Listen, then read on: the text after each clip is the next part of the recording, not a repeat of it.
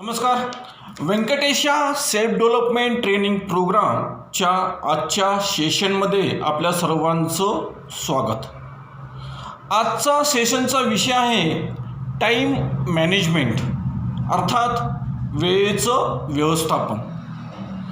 आपल्याला माहीत आहे की सर्वांना बाकीच्या सगळ्या गोष्टीमध्ये काही कमी जास्त केली असेल, म्हणजे कोणी गोरा असेल, कोणी काळा असेल, कोणी जाड असेल, कोणी सडपातळ असेल, कोणी उंच असेल किंवा कोणी बुटका असेल, पण विधात्यानं सगळ्यांना दिवसाचे 24 तास एवढेच दिलेले आहेत आणि आपल्याला जे काही करायचं आहे ते ह्या 24 तासामध्येच करायचं.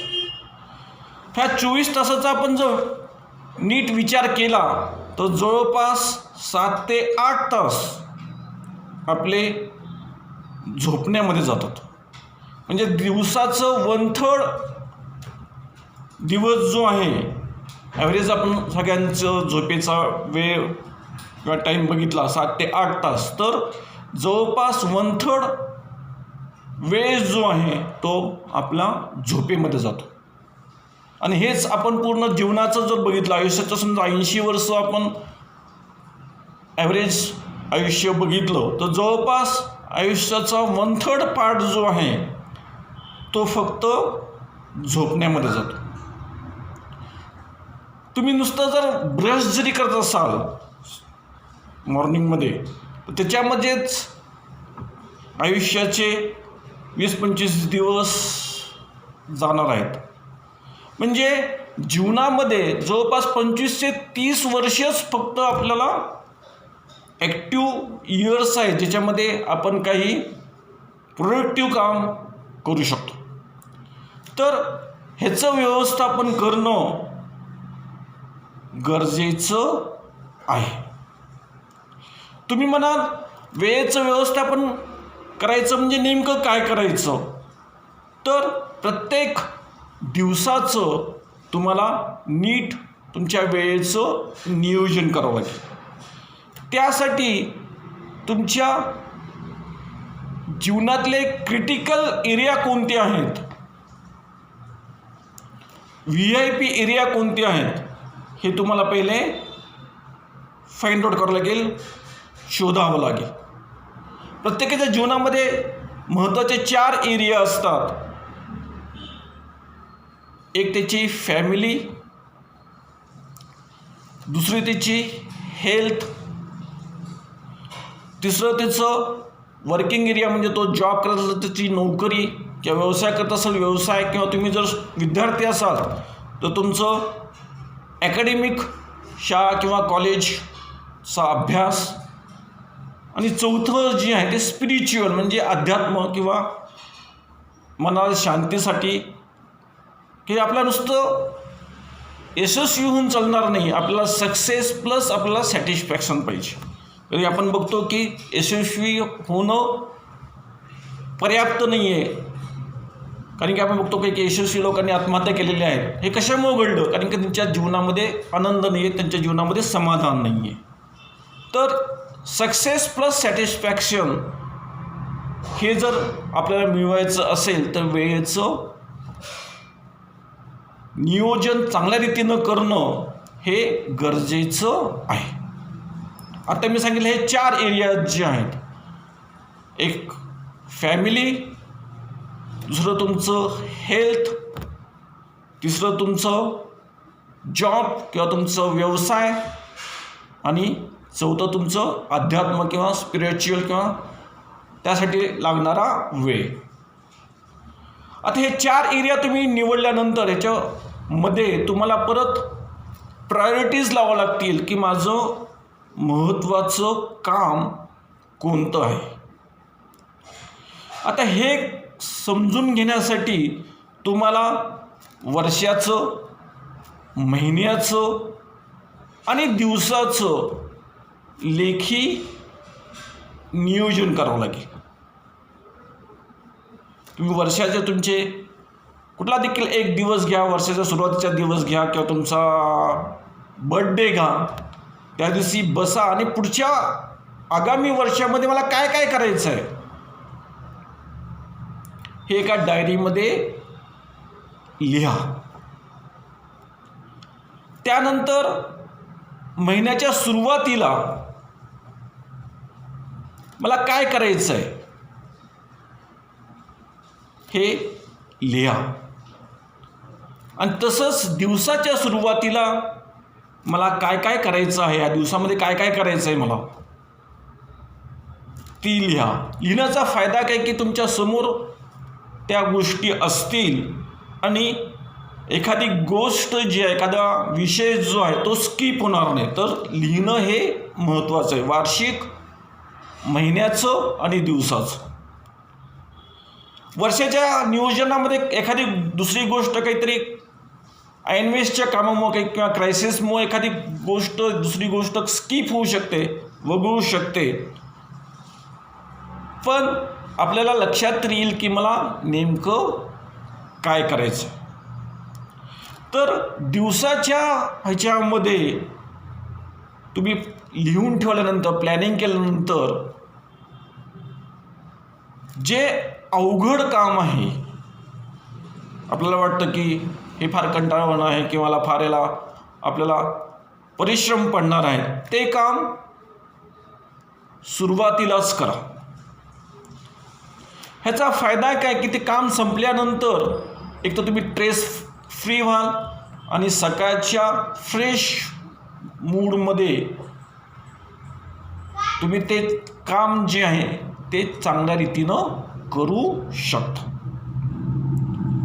त्यानंतर कामाच्या नियोजनामध्ये ABC म्हणजे हायली इम्पॉर्टंट कोणतं आहे, नंतर मध्यम, नंतर कमी महत्त्वाचं, अशा त्याच्या प्रायोरिटीज तुम्ही 3 त्याच्या ठरवू शकता. टाईम मॅनेजमेंटमध्ये तुम्हाला कामाचं नियोजन करताना अर्जंट, इम्पॉर्टंट ह्या मॅट्रिक्सचा वापर तुम्हाला चांगल्या रीतीनं करता येऊ शकेल. आता हे मॅट्रिक्स काय आहे, ह्याचे 4 कप्पे आहेत. पहिला अर्जंट वर्क, तातडीचं काम की ज्याच्यामध्ये तुमचं एखादा प्रोजेक्टची डेडलाईन असेल, एखादी मीटिंग असेल, स्टुडंट असतील तर तुमच्या परीक्षा असतील, असं जे तात्काळ येणारं काम जे आहे, जे अर्जंट पण आहे आणि इम्पॉर्टंट पण देखील आहे, महत्त्वाचं देखील आहे, हे पहिल्या कप्प्यामध्ये येऊ शकतं. दुसरा कप्पा जो आहे तो आहे इम्पॉर्टंट बट नॉट अर्जंट, म्हणजे काम महत्त्वाचं आहे पण ते तात्काळ करायची त्याची काही गरज नाही आहे. तुम्ही मला असे कामं कोणती, तुमच्या फॅमिलीच्या रिलेटेड असेल, तुमच्या हेल्थच्या रिलेटेड असेल, किंवा एखाद्या प्रोजेक्टचं तुम्हाला नियोजन करायचं असेल, तर ही कामं अर्जंट नाही आहेत पण इम्पॉर्टंट आहेत. तर अशी कामं दुसऱ्या कप्प्यामध्ये तुम्ही ठेवू शकता. तिसरा कप्पा जो आहे तो आहे अर्जंट बट नॉट इम्पॉर्टंट, म्हणजे अर्जंट हे तुमच्यासाठी नाही, दुसऱ्यासाठी अर्जंट असेल ते. म्हणजे एखादा फोन कॉल तुम्हाला येत असेल, आपण बघतो की वेगवेगळ्या कंपन्याचे ॲडव्हर्टाईजचे कॉल्स आपल्याला येतात, किंवा अचानक तुमच्या ऑफिसमध्ये कोणतरी व्हिजिट द्यायला आला, एखादं निमंत्रण द्यायला आला, त्याच्या दृष्टिकोनातून ते अर्जंट आहे पण तुमच्या दृष्टिकोनातून तेवढं ते इम्पॉर्टंट नाही आहे. तर हा तिसरा कप्पा जो आहे तो अर्जंट बट नॉट इम्पॉर्टंट. दुसऱ्यासाठी अर्जन्सी आहे ती आपल्यासाठी नाही आहे, आपल्यासाठी तेवढं ते इम्पॉर्टंट नाही आहे.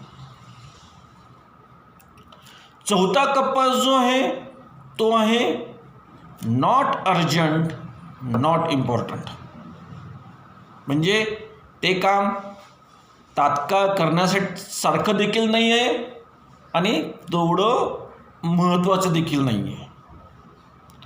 तर ह्यामधली कुठली कामं मेनली आपण बघतो की सोशल मीडिया जी आहे, व्हॉट्सअप, फेसबुकवरचे मेसेज, इंस्टाग्रामचे मेसेज, तुमचे काही अनवॉन्टेड मेल्स,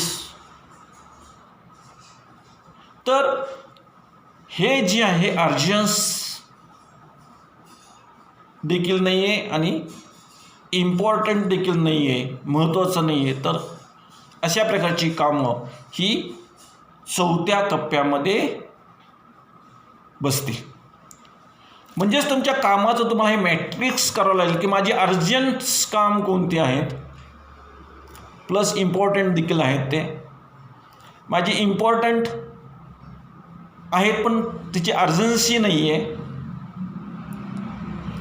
माझे असे कोणते काम आहेत की जे मला अर्जंट नाही, लोकल अर्जंट आहेत पण माझ्यासाठी ते इम्पॉर्टंट नाही आहेत.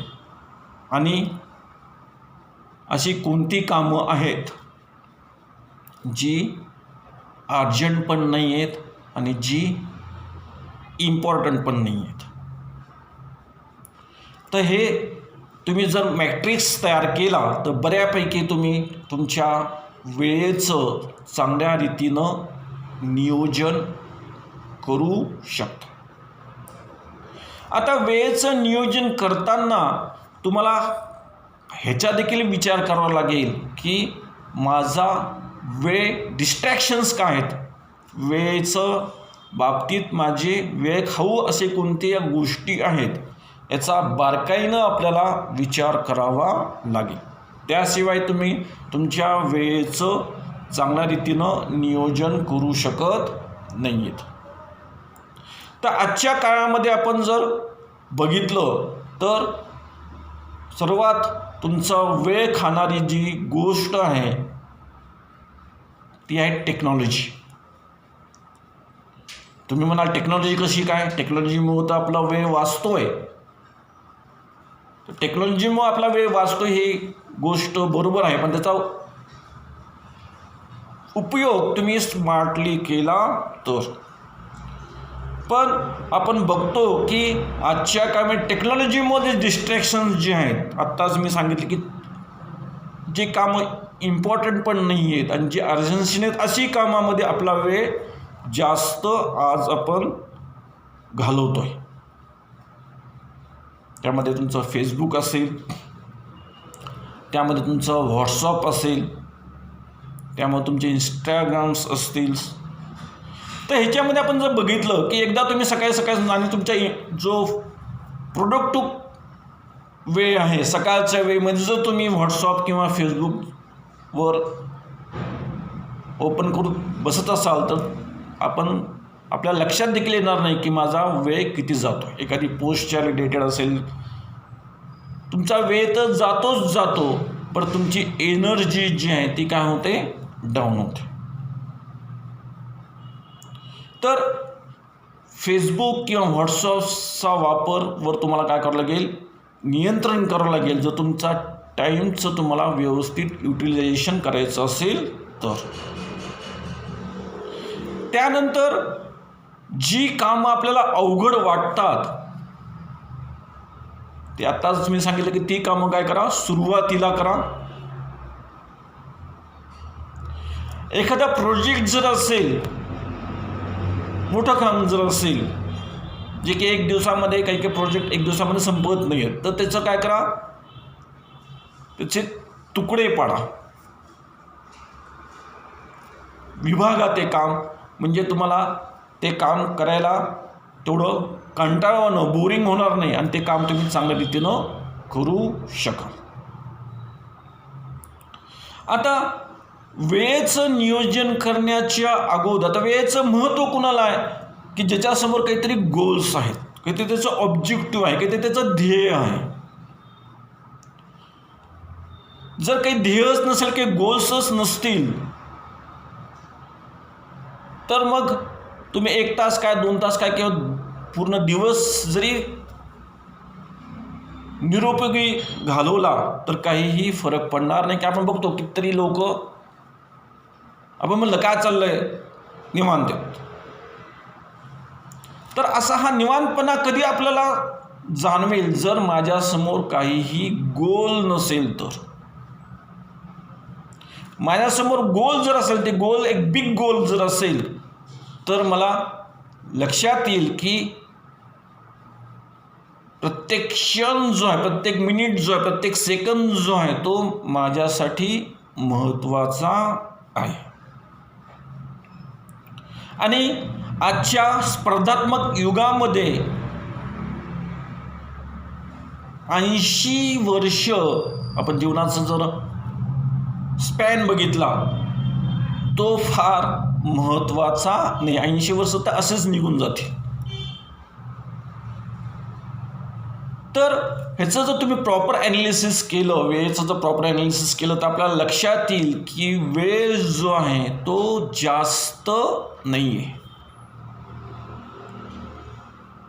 आजची 14 मार्च 2021 ही तारीख आपल्याला जीवनामध्ये परत येणार नाही आहे.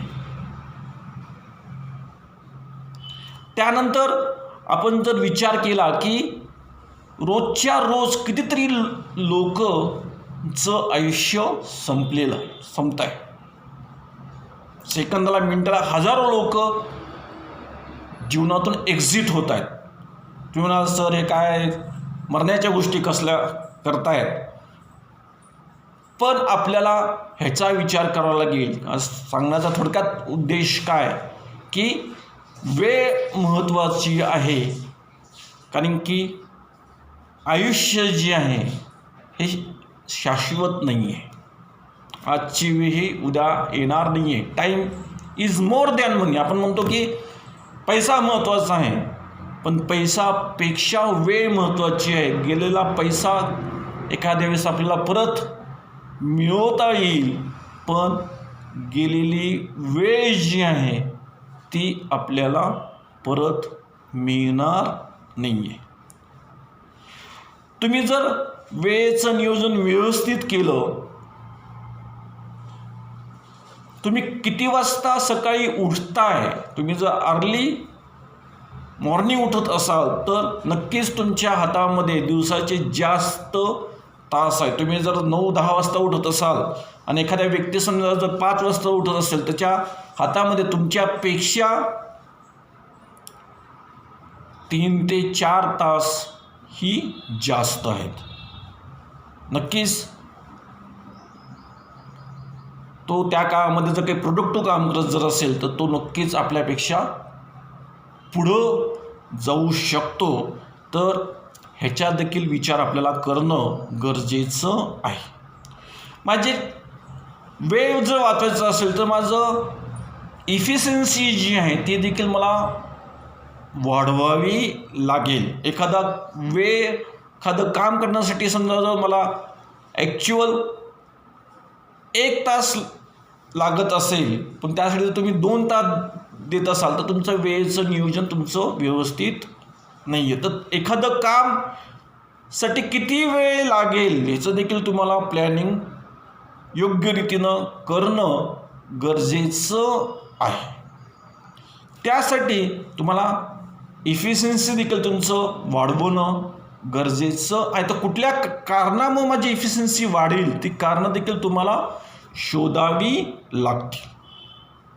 तुम्ही 20% जर व्यवस्थित वर्कआउट केलं तर तुम्हाला 80% हा 20-80चा फॉर्म्युला तुम्ही वापरू शकता. अर्ली मॉर्निंग तुम्ही जर एक्सरसाइज केली, मेडिटेशन्स केलं तर तुमची एफिशियन्सी नक्की तुम्हाला वाढलेली दिसेल. तर कोणत्या कारणामुळं माझं काम चांगल्या रीतीनं जलद गतीनं होऊ शकतं, मी कोणत्या कारणामुळं मी फ्रेश राहू शकतो, ही कारणं देखील, आणि ह्याची कारणं कॉमन आहेत की बाबा एक्सरसाइज करणं, मेडिटेशन्स करणं, तर ती कारणं देखील तुम्हाला शोधून काढणं गरजेचं आहे, ज्याच्यामुळे तुमचा वेळ हा वाचू शकतो. तर वेळेचं नियोजन आणि यशाचा हा डायरेक्ट संबंध आहे. तुम्ही वेळेचं नियोजन व्यवस्थित केलं, त्यानंतर त्या वेळेमध्ये काही प्रोडक्टिव्ह काम केलं, इथं तुम्ही रिकाम्या वेळामध्ये, आता आपण काम केल्यानंतर काही काळ जर तुम्हाला रिकामा वेळ मिळत जर असेल, तर त्या रिकाम्या वेळेमध्ये तुम्ही नेमकं काय करताय? तुम्ही गॉसिप करत बसतायत, तुम्ही राजकारण करत बसतायत, का असाच टाईमपास करतायत? तर ते देखील तेवढंच महत्त्वाचं आहे. त्या रिकाम्या वेळेमध्ये तुम्ही जर प्रोडक्टिव्ह काही काम करत जर असाल, तर नक्कीच त्या प्रोडक्टिव्ह कामाचा भविष्यामध्ये तुम्हाला त्याचा फायदा होऊ शकतो. बिझी असणं, आपण म्हणतो की आजकाल खूप जण एक शब्द वापरतात त्यांच्या बोलण्यामध्ये की बिझी आहे. तो बिझी आहे म्हणजेच तो काहीतरी प्रोडक्टिव्ह काम करतोय असा त्याचा अर्थ होत नाही आहे.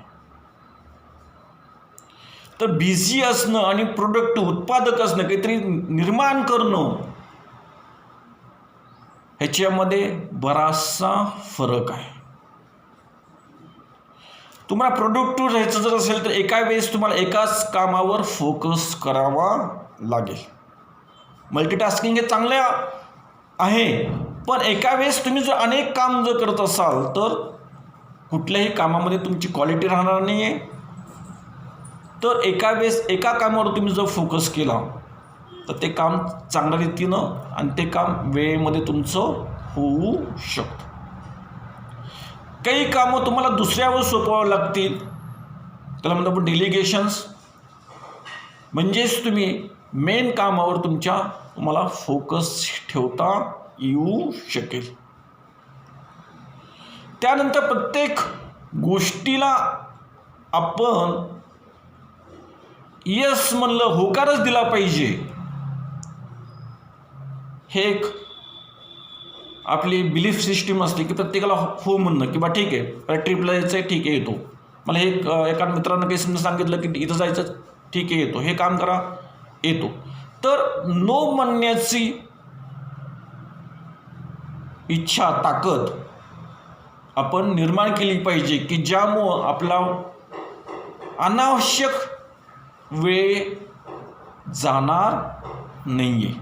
तर या बारीक बारीक गोष्टी जर आपण लक्षात घेतल्या तर नक्कीच आपण वेळेचं व्यवस्थापन जे आहे ते चांगल्या रीतीनं करू शकतो. तर मला खात्री आहे की आजचा हा टाईम मॅनेजमेंटचा सेशन जो आहे तो आपल्याला आपल्या वेळेचं नियोजन करण्यामध्ये, त्याचं मॅनेजमेंट करण्यामध्ये नक्कीच फायद्याचा ठरेल. खूप खूप धन्यवाद.